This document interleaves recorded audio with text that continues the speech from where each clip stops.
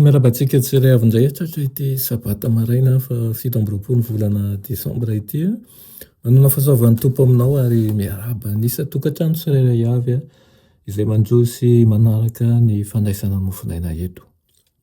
Aloha indirantsika any amin'izany nefa dia hivavaka isika.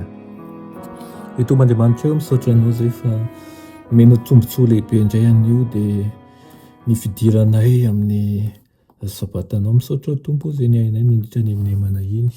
Misaotra momba sy miaina ankonana tsirairay avy. Andray ny teninao eto izay dia mety aiza ianao melan'ny fahadisoanay sy ny elokay rehetra ary anadioanay ho afaka amin'ny tsy fahamarinana rehetra. Aminaran'i Jesosy, amen.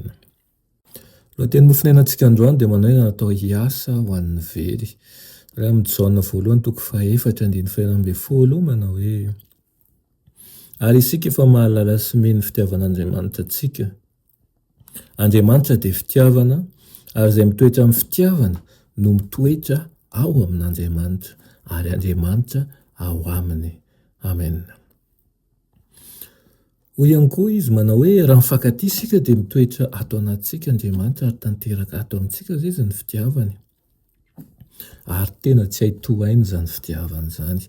Rehefa tonga piombina amin'ny fomban'Andriamanitra ihany ny lehilahy sy ny vehivavy vao hatanteraka lalàn'Andriamanitra.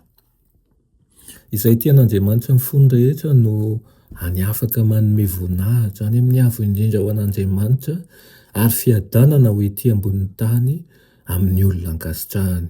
Zany no asa nataon'i Kristy ary rehefa ankamamin'ireo mpanaradia azy sy ataon'izy ireo ny asany dia vokatra lehibe no azo amin'ny fifaliana napetraka teo anoloany ao amin'ny famonjena an'ireo fanahy izay nanoloran'ny ainy. Miantso an'izay rehetra mitonona ompiana Andriamanitra mba ho tonga mpiara-miasa aminy ka nolotra ny fahaiza-manaony rehetra nomen'Andriamanitra azy sy ny tombontsoa lehibe ahafahany mitaona ankeo amin'i Jesosy Kristy an'ireo fanahy efa ho very manodidina anazy. Izany no any ahafahany manan-tantera sy manantena ihany koa ny isian'ny fiovahan-toetra izay hitondra fiadanana sy fifahaliana ho an'ireo mino.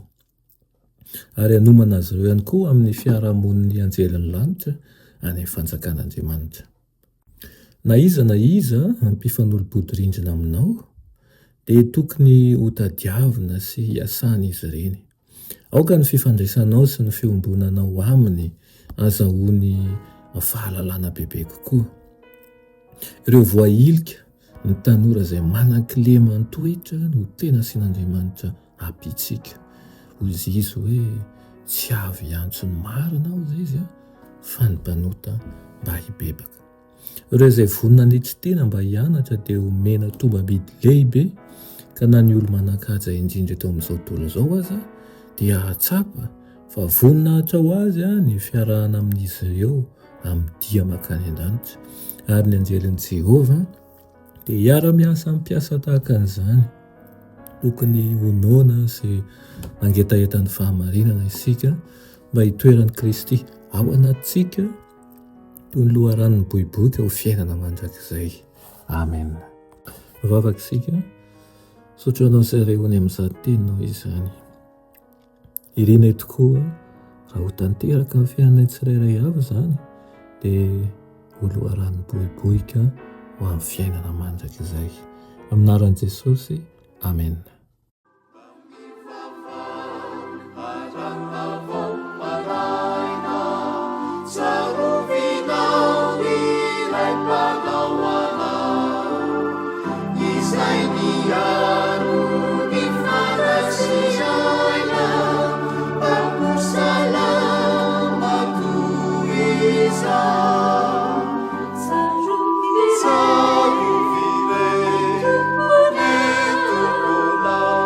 Piaro